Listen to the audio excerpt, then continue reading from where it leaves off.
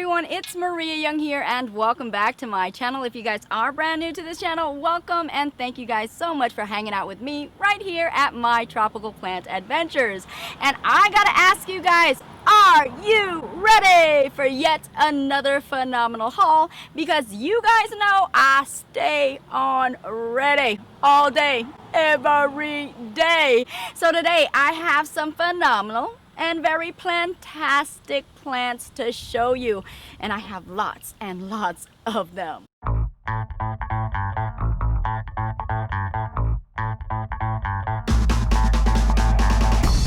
And guys, the actual nursery that I purchased all of these plants from specializes in exotics and tropicals, and he has such a wide variety of them. He has your anthuriums, your philodendrons, your bromeliads, your alocasias. I mean, you name it, he has them. And I gotta tell you, each time I go, it's quite a wonderful discovery because I always find something new.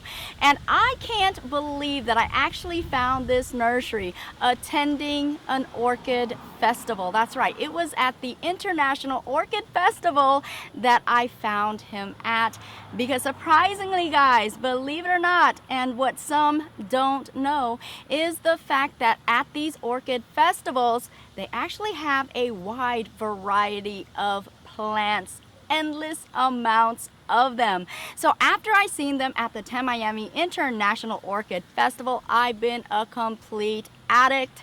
I mean, I am a big major fan.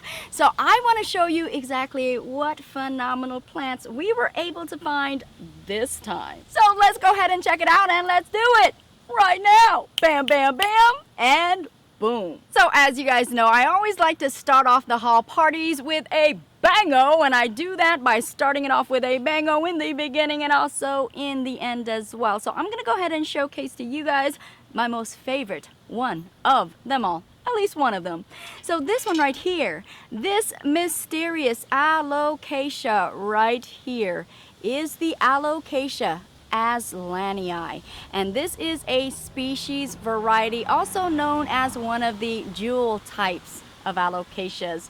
As you guys know, there's different types of alocasia. These, I believe, are very, very special. And this one in particular actually reminds me of the cuprea in the fact that it is so very glossy, and also in the coloration, or how those colors have such a unique way of shining through. So this one in particular, as you can see, is a very glossy, very shiny alocasia, and it has very dark tones in this. And this is a dark green, also a blackish color. But if you take a close look, I don't know if the camera is showing you right now, but it does have such a magenta kind of backdrop, but it has a way of shining through, and that magenta color is normally found within the veining. It is absolutely gorgeous, it is absolutely spectacular, and very unique for an alocasia to have. Now this one in particular is actually in juvenile form, so it's not actually at its fullest and greatest capacity in the regards of how beautiful these leaves can get. But I'll show you some pictures so that you'll know exactly how spectacular these ones are. And this is a very rare variety right here, very hard to find, even harder to find than your cuprea varieties. And I gotta tell you, I did spend quite a pretty penny on this, but it is so well worth having. I love it so much. This is one of my prized alocasias, and actually stay tuned for more because I'm going to be doing my top fave alocasias, and I got some spectacular ones, so you'll be seeing this again featured on that video. But yes, indeed, the Alocasia Azlanii, one of my top faves, and I know you guys can absolutely see why. And the very next one up, guys, is this humunga dunga wunga of a Monstera right here. And as you can see, this one has pretty big split leaves as well as the plant. This is a humunga dunga wunga, guys. This right here is a Monstera pinnatapartita. Yes, it is, and it's very unique in the shape of the leaves, as you can see right here. And with these leaves, as you are noticing, It is extremely split. It looks like a palm tree right here. And I think it is so awesome in its actual shape and also in the way that it grows with its actual stem and its petiole. It's just a spectacular plant, and I don't know how well you can see the leaves, but it is similar to a Peru in that regard as far as the texture is, with a little bit of lumpy and a little bit of crinkly.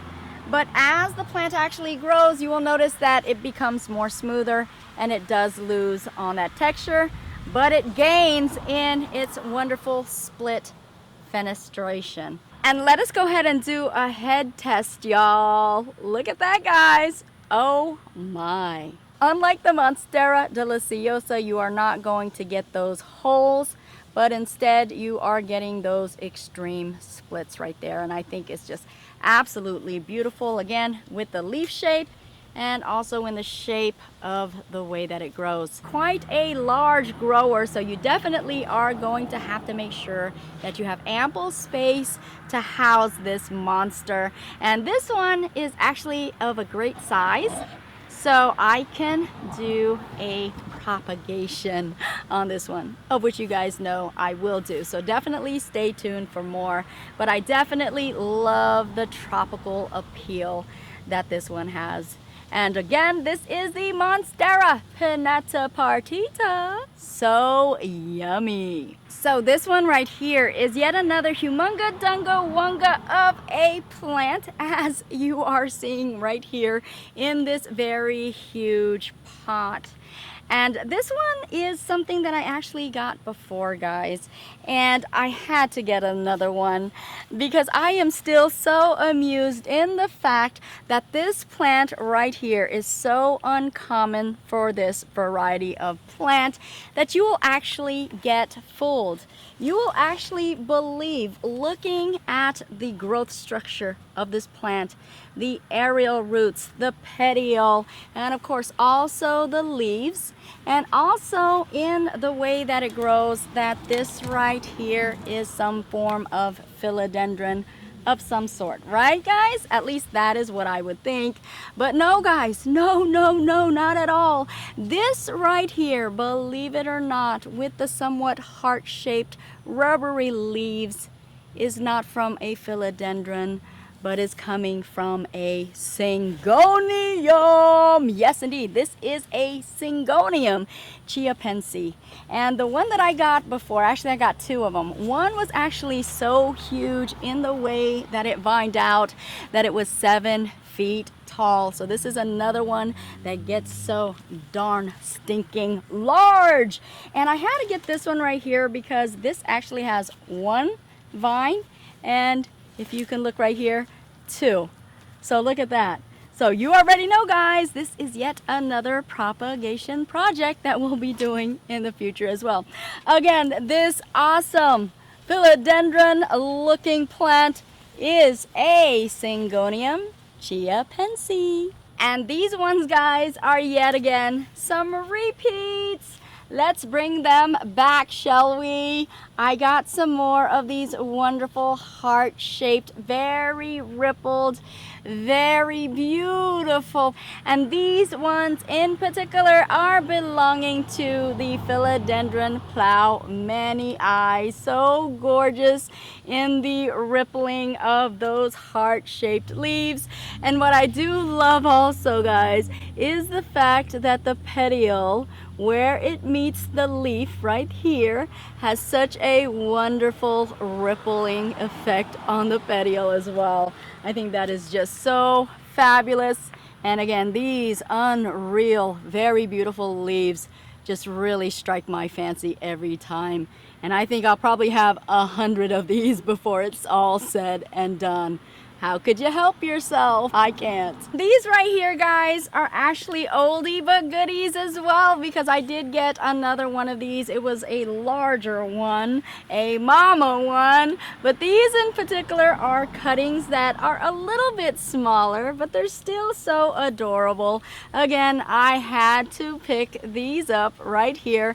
Rooted stem cuttings, very healthy and already growing its new leaf, or producing its new leaf. And as I stated in my past videos, what I do like to do with cuttings and also starter plants, I like to put them all in one pot, and then of course have some form of trellis, and then grow them up as mother plants, as I have done with a lot of my aroids, where they are staked or caged up, and as soon as they grow to the very top, I will begin to give them their haircuts and then produce and propagate more plants. And that is what I plan on doing with a lot of my duplicates, my cuttings, and again, my starter plants. This right here, guys, is the Philodendron Bob Cee. And as I showed you before, I do love those scalloped edges that will elongate and really shine when it comes into its full maturity. And of course, these are plants that will extend out and definitely needs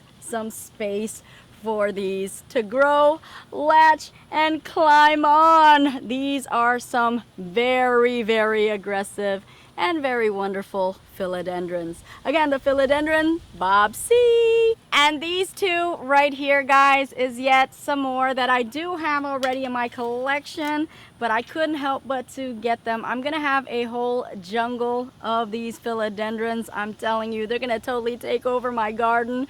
But this one in particular, look at these very beautiful elongated and tri-lobed leaf, or horned, let's just say, leaf right here.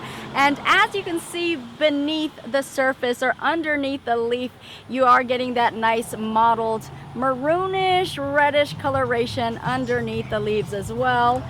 Definitely giving a good color combination and good shape to these very huge leaves. Again, yet another humunga dunga wunga of a plant, guys. Look at this right here. Do you guys remember this one that I also showed you? This is the Philodendron Jerry Horne, that dragon head shaped leaf right there.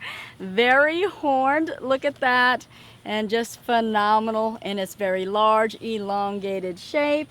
Well, guys, I went ahead and got 3 more of these, but these in particular, as you can see, they are rooted cuttings that are beginning to produce its first leaf and first vine. So yes, I got 3 more of these, and we'll be growing these up as well. Yay! And take a look-see, guys. I could not resist. Yes, indeed, I got me some more of these very large, very huge, rippled, heart-shaped leaves. I got 3 of these, guys. I just couldn't help myself. I am such an addict for these rippled heart-shaped leaves. These right here are the Philodendron Pastazanum, although someone did suggest that they did not believe that this was a Pastazanum, but they actually thought that this could be a Philodendron Dean McDowell, which I don't quite know for sure. As you guys know, on Google and within the internet, some of the information can be quite conflicting, even the photographs, and they all look similar. So I don't know, guys. What do you think? Is this a Pastazanum or a Dean McDowell? You guys let me know. But I know one thing for sure, I couldn't prevent myself from getting some more of these. Oh my goodness. And yes, indeed, guys, I did save one of the very best for last. Didn't I tell you guys I like to start my show off and end it with a bango, bango, bango? Well, here it is, guys. This one in particular is a very rare, very hard to find Syngonium. And in specific, this is called the Syngonium Strawberry Ice. And although you are seeing beautiful patterns and variegation in here, this is nowhere near the impact of the beauty that this Syngonium will give. These leaves are still actually juvenile. So when they get mature, you're going to see all sorts of different patterns and even colorations and shadings of pinks and creams and greens that you will absolutely be amazed. I know I was when I seen all of the wonderful pictures of how this grows. So indeed, this is a very rare Syngonium Strawberry Ice, and it is so precious, and I am so thrilled to have it. One of my most favorite Syngoniums, of which I do need to do a Syngonium collection video, guys, for you too as well. So definitely stay tuned for that, but this will be one of my absolute faves right here. The Syngonium Strawberry Ice. Okay guys, so now that you've seen all of the plants that I have received from Nature's Tapestry, you guys are gonna have to let me know exactly what did you think about this haul, and of course, which ones were your favorite. And I'd like to know if you guys actually added any of these plants to your wish list as well. So definitely let me know, and you can do that by posting those comments below. And of course, I'm gonna let you guys know which ones were my favorite as well, which was the Alocasia Azlanii. Of course, how could ya not? And also the very hard to find and very rare Strawberry Ice Syngonium. I thank you guys so much for tuning in to yet another episode of my tropical plant adventures. And as you guys already know, I truly do love and appreciate each and every one of you guys all. And I will see you guys later on my next adventure. Bye bye for now. Love you guys. Mwah.